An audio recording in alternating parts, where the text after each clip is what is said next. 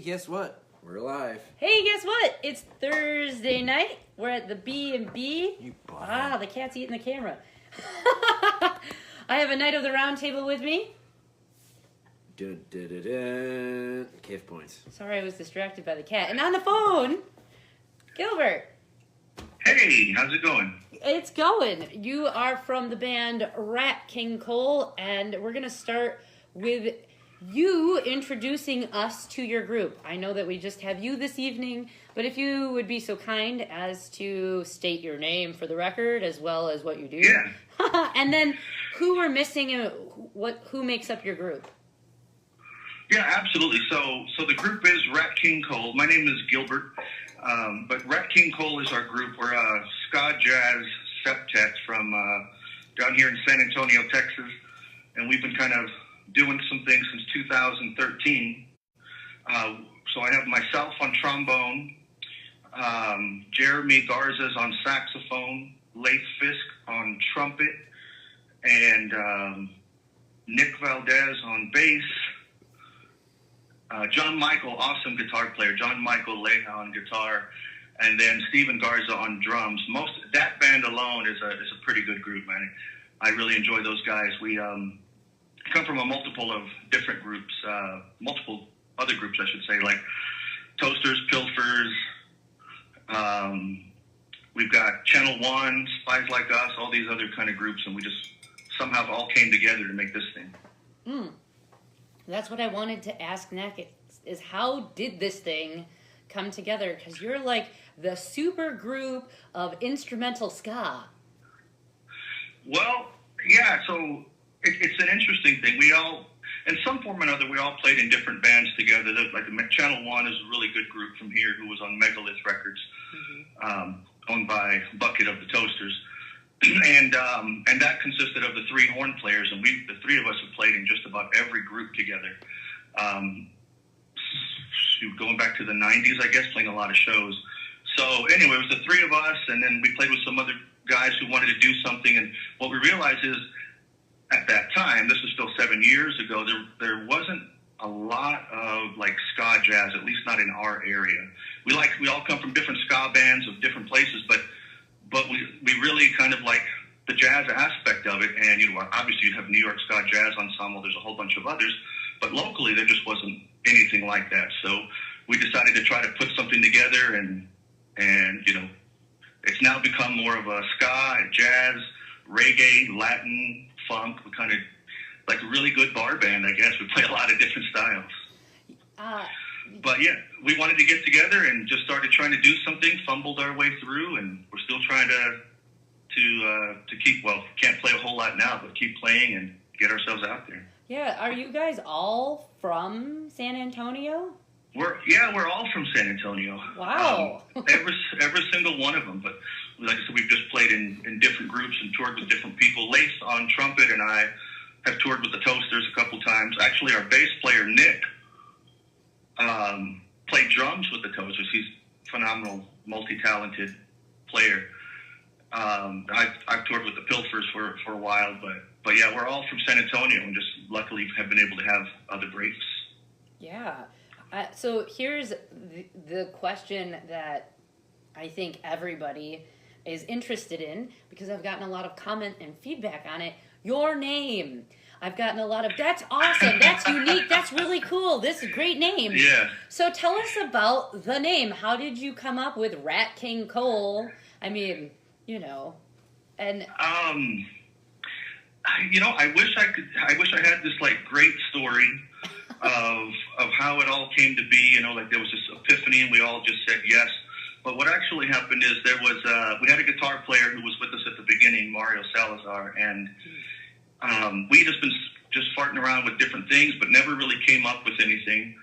And I guess somewhere he saw Rat King, which is, we had to look this up, but it's a bunch of rats that kind of get stuck together, and usually by the tail, and we get this like big ball of rats, and they're all knotted together. So anyway, he saw that, and I guess put that together with the jazz and Nat King Cole, and said, hey, we should just call it Rat King Cole. And that was it. It just took off from there. Like I think it's a good fit.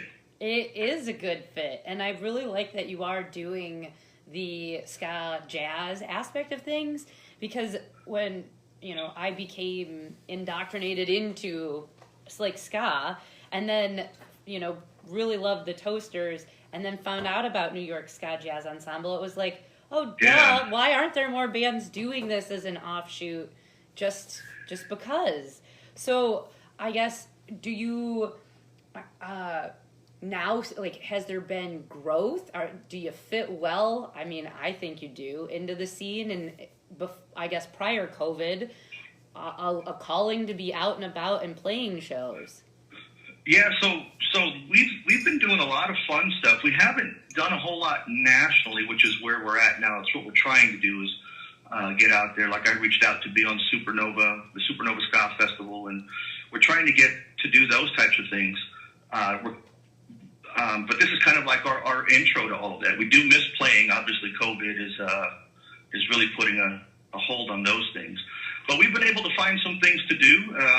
As an example, recently we were on the Quarantine for a Cause festival that was raising money for to go to the ACLU. That was mainly based out of LA, but we've been on that thing, virtual thing that we did, and we're able to make a video for them. And actually coming up, we're doing a benefit for Flamingo Cantina, which is one of the, I think, the better known reggae and ska places in the country, but especially in Texas and specifically in Austin on 6th Street. So we're doing a thing for them too, a virtual thing coming up on, actually be aired on Halloween. Mm-hmm. So we're trying to stay busy as best we can, and still, as much as we love each other, not really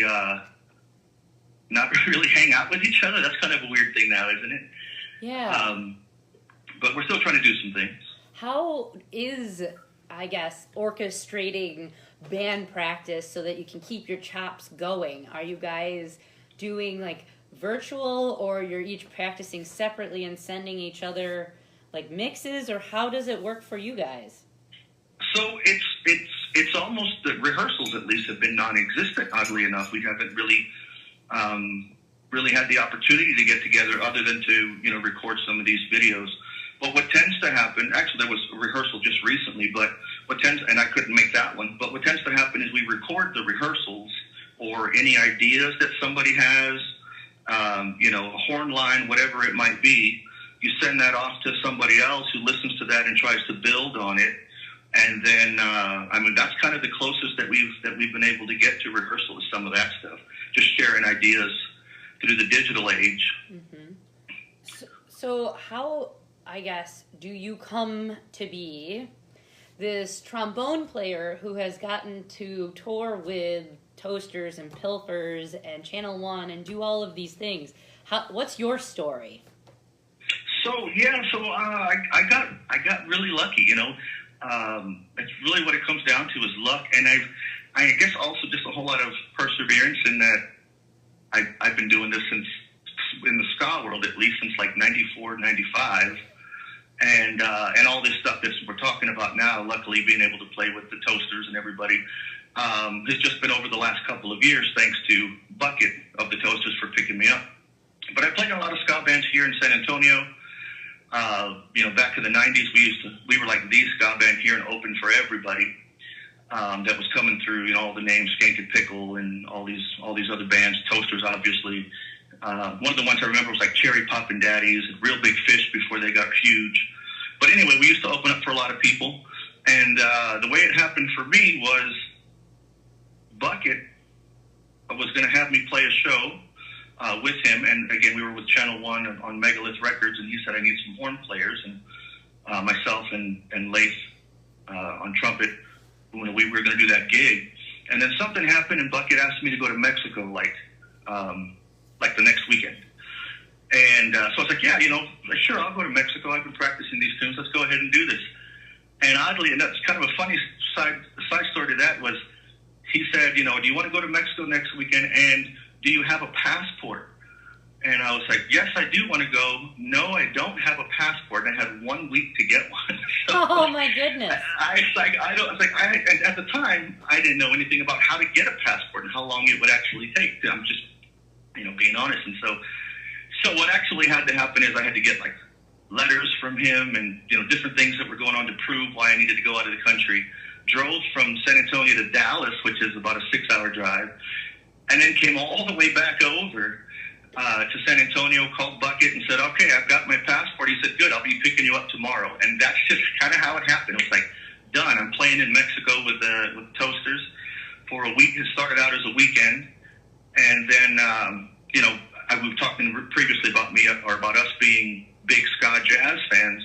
So when I get to Mexico, it's kind of funny because we're in the lobby waiting for our cabs, and the cabs pull up, but pouring out of these cabs are all the guys from New York Ska Jazz Ensemble, Rocksteady Freddie and all these guys, and I'm just like crapping my pants, I'm just a guy who's been playing ska locally forever, and now all of a sudden I can, here I am with New York Ska Jazz Ensemble. Mm-hmm. So I basically did a weekend with them. That was a lot of fun with the Toasters there. Bucket said, hey, do you want to continue? We kind of like you. We'd like you to come on tour this summer. And I was like, all right, I'll go on tour. So I did a tour with them. And then he kind of just gave me an open invite. After that tour, he was like, you have an open invite. You'll keep coming until you decide not to. Something similar to that. Those weren't the exact words. Luckily from there, I guess all of this kind of ties back to Gerald Hooper and Channel 1. Like, that was the Toasters, how I thankfully was able to do that. But the Pilfers was kind of interesting because I was actually on tour with the Toasters, and Gerald Hooper, the singer for Channel 1, shared a message from Cooley that was like, look, I need a trombone player, and we're going to be doing auditions. And so I was like, all right, so I'm still on tour with the Toasters. I'm setting up an audition. I'm in the green room, and again, just a normal guy playing ska forever. All of a sudden, here I am talking to Cooley Ranks. That was kind of an interesting thing. So I have this interview with Cooley, and he says, just play something. So I started playing a little bit, and he just said, that's the sound. That's what I'm looking for. And then I was able to do 2 weeks with them and open up for 311. So just stepping in the right holes, really, is how all that's happened. I've luckily been able to play with Western Standard Time twice. Oh. That was kind of an interesting thing. A friend could not play the gig, and this was the supernova, the last supernova they had, and he wasn't able to play the gig, so they asked if I would go ahead and fill in, and I was like, absolutely, man, I'd love to do that. And so I got to play that gig, and there I am performing. Now that gig was interesting too, because that was like the who's who of especially East Coast ska, because in that group, aside from Greg Lee and some of the other guys from the West Coast, that were in Agrilex and stuff. But there you had like Rich Greco of Westbound Train playing trumpet. You had actually both horn players for Westbound Train. Some other ones from the Players Band in Baltimore. Awesome. And I'm trying to remember Buford O'Sullivan, who's trombone player who I've looked up to forever, was in the horn section with me. So you had like all these East Coast players playing in that group, and again, I'm just sitting there thinking, yeah, I got lucky. That's how it happened for me. I just really got lucky. That's some phenomenal luck. I mean, yeah, especially just like, and it's not anything that I ever expected, but I think it was Greg Lee. He posted a while back, but he was talking about ska music, and I can't remember the exact quote, but what I remember was Greg was basically saying that, as musicians, ska musicians, we all love the music and we all love playing it, and most of us love all the different styles.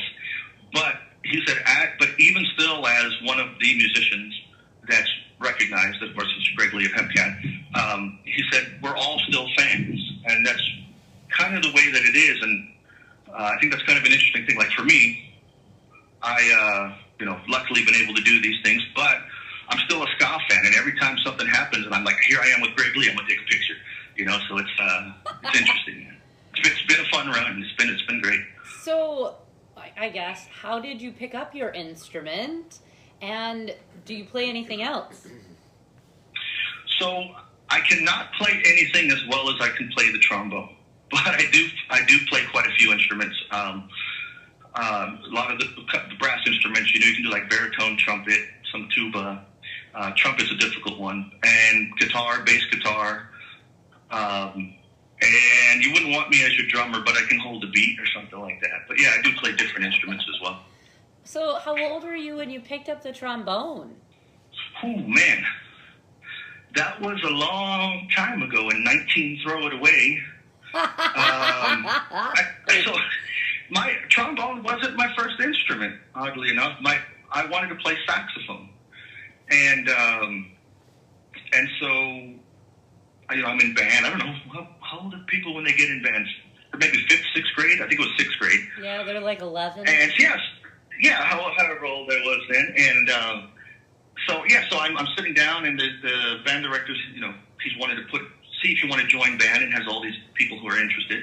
Lets you blow on a saxophone, blow on a trumpet, blow on a trombone, and everybody gets to share the instrument, which is that you wouldn't do that today. That's kind of an interesting thought, but yeah, so everybody plays an instrument, and I wanted to play sax. And what it came down to was money. My parents didn't have the money to buy a saxophone, but the school was willing to let us use one of their trombones, so it was free. And that is how I got into playing trombone. Wow. So yeah, it was just like whatever the school will give you, that's what you can play. Otherwise, you're out of luck. Ah. So yeah, but I've been playing for some time. Yeah, that is a long life of music. Are you what you would consider then, or would you title yourself a session musician? And when you're not touring and such, do you have another gig, or you hold everything on being able to go play? So what I have been doing for a long time, and I think this is what a lot of musicians do, there's always going to be a side gig, a side hustle, and really for a lot of us, the music is the side hustle. It's like, like for a couple of years I was doing like my own little, I guess I want to say construction. I was doing construction, side work like that. And I think that's what a lot of people do. They just, they have a job that they go to, and then they're luckily able enough to get off and go tour and hopefully make a little cash and then come back. But yeah, so on the side, right now I'm actually, I work for like an actual company. I'm taking phone calls, so you got to make money where you can, Right. But no, I'm not. I'm not a session musician. I'm definitely not. I've done some sessions, but I would not say that I'm a session musician. I think a lot of us just have that hard hustle. When you're not on the road, you got to do something else. Gotcha. Are you? I guess since 7 years now, this group has been around. Yeah. How about recorded things? Do you have albums? If so, how many? And how did those come to be? So we've actually been working on an album now that is, I would say it's almost half done. We have to get another session in to finish it up. We did release, I think 4 or 5 tunes right now, which are on, all the different platforms, Spotify and YouTube and wherever else it is you want to look up music. But so we have it's like 4 or 5 singles that are out there, and we're trying to get into the studio to do another maybe 6 songs, which I think we have ready to go, so that we can actually release more of a full-length album out. We haven't released an album yet, but that's what we're working on. Gotcha. So how about when that comes to be? Do you have a spot in San Antonio that you're recording this? We do, yeah. So in San Antonio, one studio that we've used is Matador Recording Studios. Oh, we know them. A lot of bands that have been on our show use them. Is that right? Yeah, they're a bunch of good guys, and that's where we did the 4 tunes. And right now we're in talks with Studio E Recordings, owned by Brent Sankey, to do the other 6 songs. So, but both of those I think are really top-notch places in San Antonio, at least, to record. So, since you've been doing this music thing a long time in San Antonio, and I think the end of 2017 into 2018, we had like a slew of bands from Texas come play at our house. How has the scene changed, and is it thriving, or would you say it's oversaturated and it's hard to get a show? I don't think it's hard to get a show in San Antonio, but I've got to be honest. I love the scene here. I get to get out, see my friends, and do those types of things. I think the scene, could be a little stronger and get a little more support. I think that some of the clubs are kind of choking out some bands, and not intentionally. They want to have a relationship with them, but it's easy to get the show. It's just the scene isn't what I see in other places. It used to be great, popping in the '90s. We would play shows and we'd have like 1,000 people there. And that was with Spies Like Us back then. Mm-hmm. And it's not what it used to be, but it's also because we have Austin not too far away. So I can, we drive to Austin in like an hour, and there's all kinds of stuff going on there too. So I think a lot of what was here is kind of maybe moving into Austin a little bit. So as far as you said, you'd like to see it be a little bit more supportive. What things, as a musician in a band, would you like to see other bands contribute to so that growth can occur? Yeah, so that's a good question. So I have, we're talking about Matador Recording Studios, but they have kind of an offshoot. Down here we have what's called Lost Records. And they were doing a thing where you basically get different bands together, and you have like kind of a compilation. Like you can definitely create a compilation album, and fund that together and get some songs out there, and that's an awesome way to do it. But they were coordinating shows like a group, and I thought that was really neat to see a bunch of bands come together and really just support each other and bring everybody else in for some of their gigs. I thought that was a really neat idea. Those guys, it's the band is the Lost Project, and they created Lost Records, but they've been touring a bit and all that kind of stuff. I think they were doing it pretty well down here. And like I said, putting on shows and inviting other bands to do it, but as a group, kind of putting those shows together, putting those records together, and getting that music out there.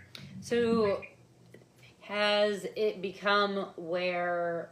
Would you say there's a lack of communication going on between bands? Like people don't know where to find bands to link up to do that? Is that idea just gone? No, not at all. I think for the scene, in San Antonio, you've got a good handful of good clubs. I just don't know that there are a whole lot more that would support the similar type of music. What's going on real big down here is like jazz. You can find jazz just about anywhere. Obviously, if South Texas, you can find Mexican music and Spanish music of different types. But for this scene, there's like I just wish there were more clubs as well. Like, I don't think we have as many as we could. But again, like I said, we've got some good ones in Austin. Were you speak on that? When you could go out and people again? What clubs cater to the scene? So down here, we have a strip. It's kind of like the 6th Street in Austin, the mini version, but it's North St. Mary's. It's called the St. Mary's Strip, and there's clubs up and down that strip that have all kinds of music. At any weekend you can go in and find what you're looking for, whether it's punk, you want ska, they've got some hip hop clubs going on. Down here we got a lot of, like I said, Latin themed music or Latin influenced music. So anywhere down that St. Mary's Strip, you can find a club that has what you're looking for. And once you start to get outside of that strip, there are some clubs, but there's just not as many. That's what I'm saying. St. Mary's Strip, if you're in San Antonio, is definitely the place to come. There's a bunch of clubs there like the Mix and Hondros and the Squeeze Boxes down there as well. There's a whole, that's the place to go if you're coming down here. Do certain clubs cater to certain genres? No, not the clubs. So that's kind of an interesting thing because the clubs are going to play, whatever they can. You've got a big mix down here.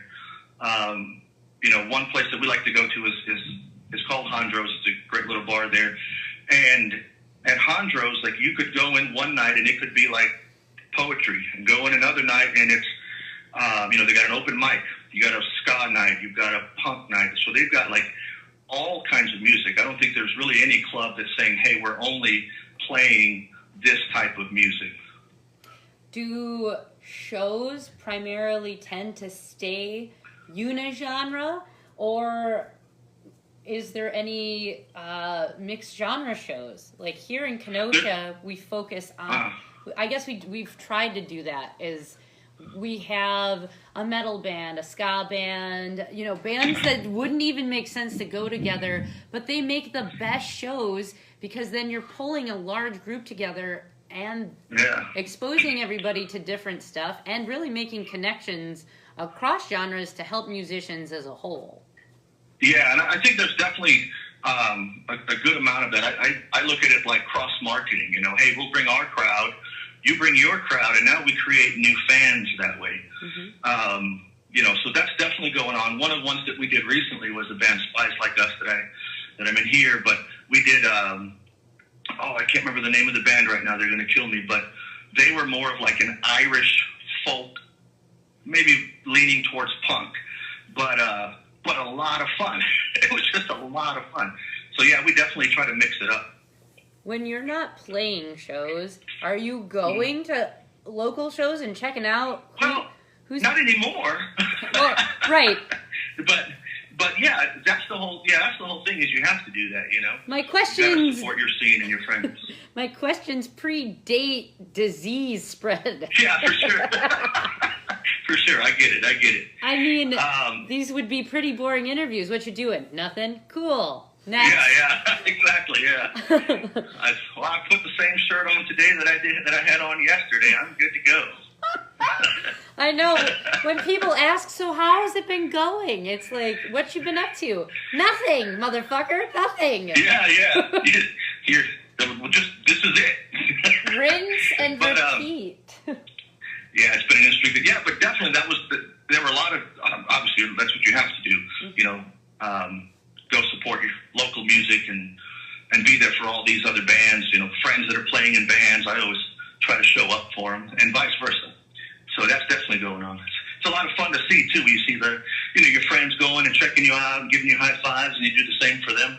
Right. It's a lot of fun. You feel like a cool kid. You fit in. Yeah. Look at me. I know that guy. So, and that's kind of how I feel now with some of these people who have been on my show is like, that's really, because you are a fan. I'm a fan of ska music so much that having the opportunity to talk to you folk is just, I don't know, a dream come true, a blessing. I'm living vicariously. I was going back and looking at some of that, and I know a couple weeks ago, you had Adam Birch. I was on here chatting with him for a minute, but yeah, Adam Birch was on here as well with Linval as well from the special. I know. I was flabbergasted. he's a hoot though, isn't he? That guy's great. I love Adam. Yeah, I can't wait. So I hope that we can control the pandemic a bit, because looking forward to 2021, Supernova is supposed to happen, and right. Fingers crossed, right? So I hope to meet all of these people like in person. So have you been to a Supernova festival yet? No.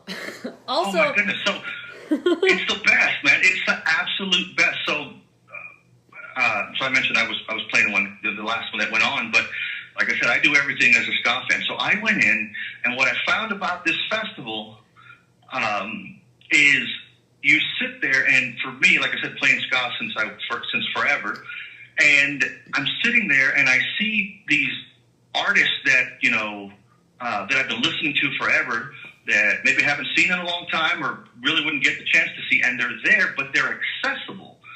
You have all these people maybe selling their own merch, whatever it may be, and as a fan, you get to go up and mingle with all these people. They're all cool guys anyway, but I'm just saying, as a fan, it was just neat to see this festival and this happy vibe and kind of like a family going on. I can't explain how much fun it was. Let me just tell you, it's a blast. That festival is awesome. That you do things like, I think all I don't know what's happening with they've moved the location, but the last location, it was like artists and I guess all the fans or ticket paying people, however, I don't know, but we were all in the same hotel. So we had this big party in the courtyard, and there's people from all different bands, and I met and became friends with the dude that does What Do You Know About Ska Punk, Justin, and I first met him there, but it's just like so neat to see everybody hanging together as one community. It's a lot of fun. Oh, so that, I guess, brings up another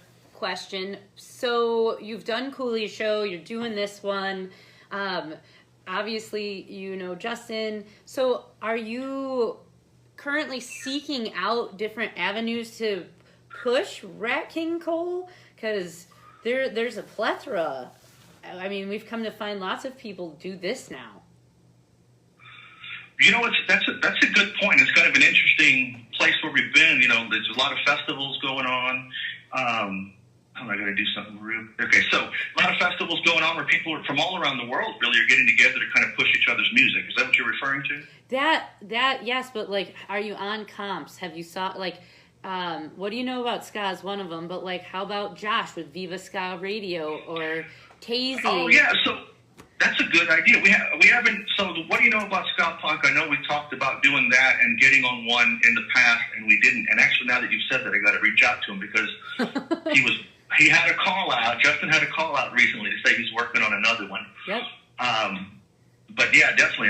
So that's the only one that I've reached out to. Well, sir, there is quite. Oh, and then you guys. There's quite a list of. There's Talk This Guy. I think he's located in Chicago, and we met him at a Pilfer show. His name is Matt. Yes. So there's that, and then our friend Les, who's in Tennessee. He does another Shadow Scene podcast show. There's Josh in Vegas. There's Tazy in California.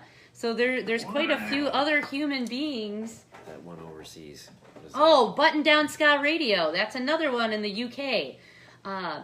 So since COVID is happening, I'm really encouraging people to there's a whole bunch out there then. Yeah, it's like throw your music to the world and let people know who you are. Yeah. I hope you took notes. Yeah, so if any of those guys are listening, we'd like to be involved. And if you send me some information on some too, because I don't know all of those, but I'd definitely like to reach out to them. Yeah, and it's super easy to do because all you have to do is like shoot them a message like you did us, and then boom. Yeah. So it's kind of like, hey, you're doing a thing. I'd like to do a thing with you. I want to do that thing. Speaking of doing that thing, why and how did you get into ska? Wow. What's your ska story? Yeah, my ska. That one. There's some funny parts to that one. So I didn't get into ska until it was like my freshman year of college, which was 94, 95, in that range, which means I'm about 20 years old. But so in 94, 95, I'm a freshman in college, and I see a flyer, and it's in the flyer, hey, join this ska band. And I had no idea what it was, but I also knew that I wanted to play my horn more, and I didn't know where to go. Now, at the time, I'm only listening to heavy metal, so I don't even know what ska is. It's always that way. Yeah, and that's crazy. It's like, people, what is that? What is that? What is that? That's because it's the perfect checkerboard. You got the angry metal with the happy ska, and at some points where the little points meet, that's the unity part. See? Yeah, exactly. And it all still comes together. I mean, you still have, like I said, all the different styles and all the different sub-genres, if you want to, list it that way for ska. But, man, it's, they all kind of meet together. But I had no idea, what it was, and I saw the flyer and didn't think much of it. And then about a year later, a bass player friend of mine, Josh Lau, says, hey, come join this band. We lost a trumpet and a sax player. And so I go to the practice, and it's the same band a year later. And I'm like, oh, cool. It's okay. All right. So I'm playing this, and I'm practicing with them. And I'm getting the feel for what's going on. And as a heavy metal listener, not knowing anything about ska, I remember going and watching MTV when they were still playing a bunch of videos, and I saw this cool band that was new to me, and it was called No Doubt. And I'm like, so I go to the rehearsal, and I'm like, hey, guys, I heard ska on MTV. Have you ever heard of No Doubt? And they're all looking at me like, yeah, dude, we've heard of it. Come on, serious. So, yeah, I had no idea. But Spies Like Us is the band, and that was my introduction. And really, it was because of that band that I really got to experience ska, because fortunately we were opening for, like, everybody all the names that came through. And that was how I got to experience. I don't have ska albums. You know, a lot of people have vinyl and they have CDs and all these things. My introduction wasn't through the music that way. I got to like watch these guys on stage, and that was really cool, man. To see bands like Let's Go Bowling, you know, just killer group. One of my favorites, and you know, I could name a bunch of others, but you know, just to see all these bands in the '90s when ska was king, you know, and that was kind of how I really got into it. I liked the jazz part and the really kind of rock and roll, sometimes punk. Like, it's all mixed in there, and I was like, you know, I can dig this, and that's kind of what's been going on. So when we started having a lot of bands from Texas come up, they were a lot of what they called themselves was like ska adjacent. So they're ska, but they do a lot of other stuff. So like there's a band called Flippin' the Combined Effort who they rap. He like does rap and hip hop over the ska, and they're That's cool. They're fucking awesome. That is cool. It is cool. And then you've got Hans Gruber and the Diehards. They're another phenomenal Texas ska band, but they border on heavy metal-ish. Like Madeline's another one. So tell us, how about for you, local bands that deserve shout-outs? Yeah, so I'll start in San Antonio, but I mentioned the Lost Project is one of them. Mm-hmm. But we have also Young Costello, which is another really cool group that is, I guess, you know, really Young Costello, you would probably actually call them a bit more ska adjacent, because it is more like rock and leaning towards some metal, which is really cool. But, you know, with these horns, great horn players they have. But anyway, Young Costello is another one. You know, coming out of, I can't think of their name in Austin. They're another ska jazz group. When I think of it, it'll hit me in a second. I always forget. But they're another good group. Outside of that, we have Los Carnales from Houston, who's been here forever. Boss Riot out of Dallas, that have been supporting a lot of the touring bands and really good friends. Those guys are pretty awesome. You know, so the bands are here. Yeah, I'm trying to think of some of the other ones that we have. Channel One, unfortunately, isn't playing now, but hopefully we can get something back together. Man, I wish I had the rest of the guys so we can think of some more of them. Fred, you need to phone a friend. Hey, guys. Yeah, I need to phone a friend. Can I use my lifeline? I didn't know this was going to be a quiz show. It's not a quiz show. But so when you guys were, so we're in Wisconsin, and it's like no holds barred, you know, like our state's glowing red with COVID, but we're like, fuck it, we're doing shows and whatever anyway. What is happening right now in San Antonio as far as our venues open, our show's happening, or is everything still shut down? Yeah, it's still shut down in Texas. Right now, you really can't get into any shows. There's nothing going on, is what I'm saying. There's no shows. We're really kind of restricting what people can do or how many people can even be in places. Like, I think bars were just recently opened, if I'm not mistaken, but you definitely can't do live shows. Now, some not necessarily clubs, but bars are doing this outside. Mm-hmm. So they might have a stage outside where you can do some of that. But as far as like what I would think of as, you know, your ska shows, that we can't do those down here. We're kind of stuck.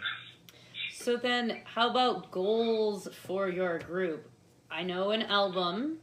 But talk to us, I mean, and this again is all assuming that life will go back to, I don't know, at least being able to people again. What are some of your goals as a group?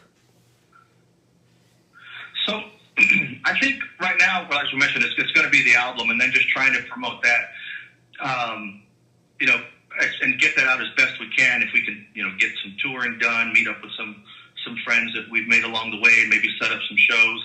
I would like to, at some point, get us on maybe the third or the fourth stage at Supernova. That would be like the pinnacle of, I'm just kidding, it would be the pinnacle, but it would be something I would really like to do for this band. Mm-hmm. Like, I'd like to be able to do that at some point. But, you know, that's gonna. I really think that's gonna be a minute. Right now, it's really about just trying to get the word out about Rat King Cole. So will you, do you have a projection as to when the album will be done? Or slow and right steady? now, the difficult part is recording the last couple of tunes. So we already have that ready to go. The difficult part is getting everything together and getting back into the studio to record it. I think if we were able to really put it together, like no later than summer of next year, we should have that full album out. And that's given all the, we got the holidays coming up and stuff too. But given that COVID allows us to, I hope to have that out by summer of next year. So will there be an actual physical copy of that album, or will it just be available digitally? I don't know that we've thought that far ahead, but I would think that we would have physical copies that we could sell. You've got to be able to put that on the table and get that out there. But it'll be both routes, but we'll definitely have some physical copies, I think. And how about merchandise? Where do you sit with that? So we do have some shirts out, and we have our we have some shirts, we have some stickers, and now we have buttons. Thanks again to Justin for hooking us up with that. We have 2 different buttons. We don't have any place where that can be sold or purchased online unless you hit us up on Facebook or Instagram. And whoa. now that you've said that, we should probably put that stuff up there. Yeah, I'm going to pause just 1 second here. Have you heard of a thing called Bandcamp? I have heard of Bandcamp. Yeah, of course.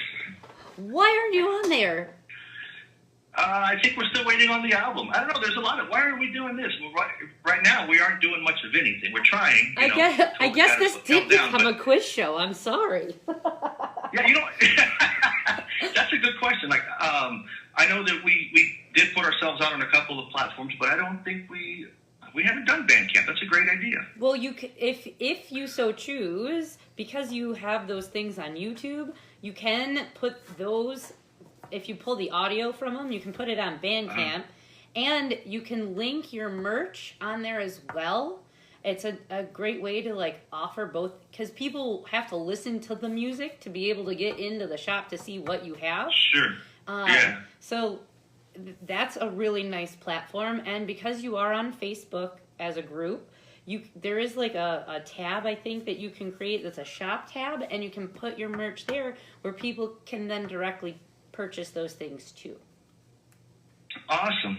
Just so I'll definitely have to make that happen. Do it. Sold. This is Jess's quiz show. You didn't know it. I didn't either. It's a surprise to everybody. Yeah. So that being said, let's transition into what is it you sent me. The next half of this show, we're going to obviously feature you. So tell us, what can people expect? Some of your favorite tunes? Give us a little rundown of that. Yeah, so I think there's going to be, I think it's 10 or 11 songs that we have that I've put together.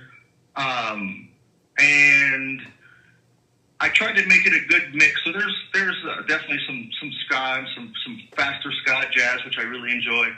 Night in Tunisia, as far as the tempo, has been one of my favorites.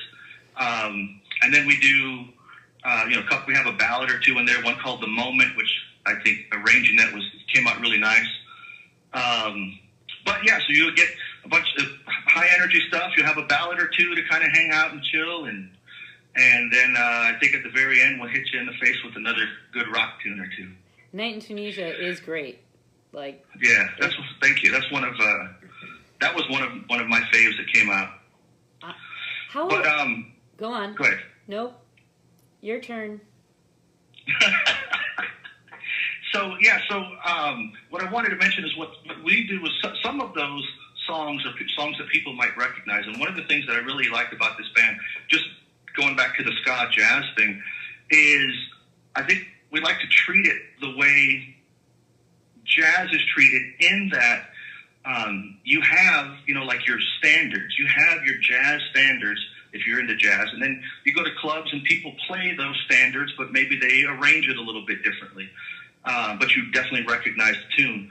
And I think we're we have, again, our own originals, and those are all being recorded, but we also do a lot of stuff that we play some Let's Go Bowling tunes. Growing up as fans, we play all of these that we enjoyed after, over all these years. So but then try to put a little twist on it too. So I think that's one thing that we try to do is bring back some of these old, I don't even want to call them old because that makes me old, but some of these other songs that people may not listen to as much anymore and try to bring them out again and rearrange them. I was going to ask, who is the driving force in the group? Do you all work collaboratively to make the music, or is one of you more like, this is what we're going to do, guys? It really is more of a collaboration. We're all getting involved. We're all helping with, booking shows, finding merch, whatever it may be. And as far as writing, really the spearhead of all of this is our sax player, Jeremy Garza. This was actually his baby, his idea back in 2012, 2013, and we finally kind of put it all together. So it's because of Jeremy that the band's together. But he also really writes some fun stuff. He's got some great lines. There's going to be 2 songs that are coming up in the next segment, and that is King Skip and I'll remember the other in just a second. But he came up with these lines, and then from that line, we kind of work from that, and we all come together and write the tune. So as it stands right now, there is no, hey, this is the guy. But I would say if there's one standing out more than the others, it's definitely Jeremy Garza on saxophone, and has some great ideas. A whole lot still in his back pocket that we haven't even played with yet. How about artwork, your imagery for your group? Did someone in the band do that, or did you outsource that with a friend, an artist? Who? Right now, so the interesting thing is Jeremy Garza, again, was the one who created our logo, the one that we'll have on the Facebook page. We're trying to come up with another one, but our guitar player, John Michael Leja, is pretty good with graphic design, and we tap him a lot for different things that we might need. Whether right now we're tasking him with the new logo, so we're trying to see how that goes. But he's usually the one that we get. Aside from that, we don't really have anybody. So if there is anybody who likes the band, hopefully you do, and then you'd like to help with some artwork, hit us up on the Facebook and Instagrams. Do you know what? Get somebody. The person sitting directly to my left is an artist, and that's what he does. That guy? This guy! Right, man, I had no idea. Yeah, he did he's been doing a lot of logos and stuff for local business in town recently. But when we started out, he did Stacked Deck, which is a hardcore band in Detroit. They were the first band to reach out to have him do a logo, but he's done logo and artwork for our local scene, and then recently local business. Crafty Wade Creations and Hide and Cheese. There you go. Anyways, he does that stuff, and he drew Josie Spoon's rat. So I bet you he could come up with a really cute Scott rat. We have some sketches. The problem is we haven't gone beyond that. So yeah, man, I'll hit you up and we can do some things. Wonderful. Okay. This is how this works. So. I know that we're getting close to the top of the hour. Tell us, where can people find you? Where do you want to direct traffic?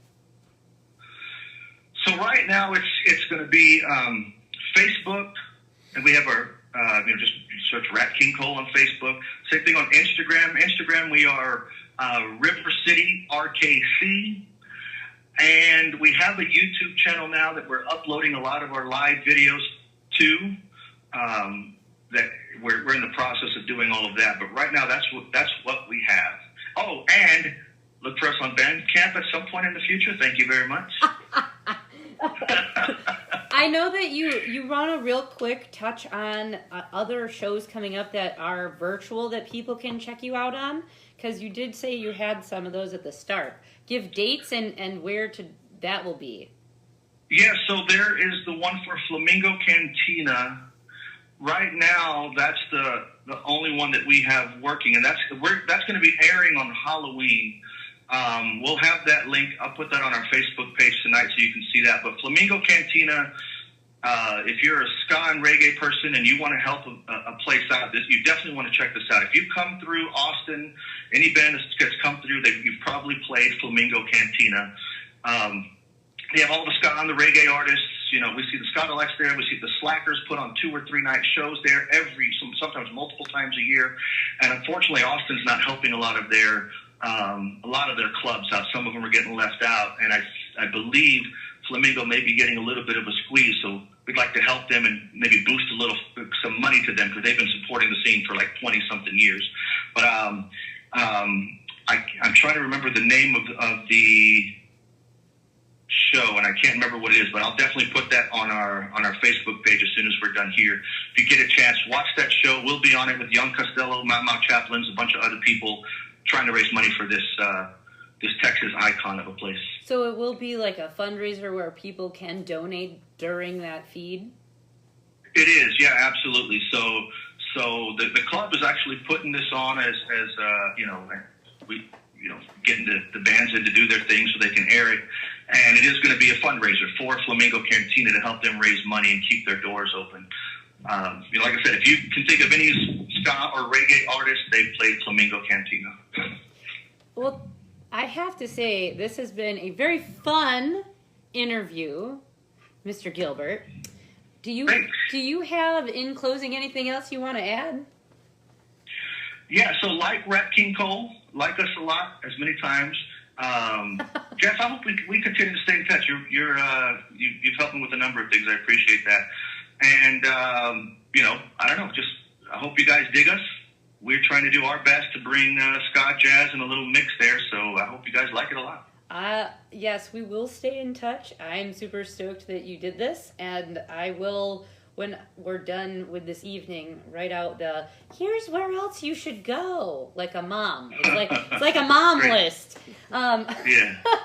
And with that, I will bid you adieu, and we're going to take a short break and play some music of yours. Sound good? All right. Thank you very much, guys. Thank you, sir. Good night. All right. Have a good one. Goodbye. Bye. That was Gilbert from Rat King Cole, trombone player who has spanned the gamut of, I would say, luck, right? And played with Toasters, Pilfers, Channel 1, a whole litany of things. And that, getting to play on stage with such a variety of people, Western Standard Time, at Supernova, how very cool. So we are going to take a short break, but stay tuned because I say short and it's like 20 minutes later.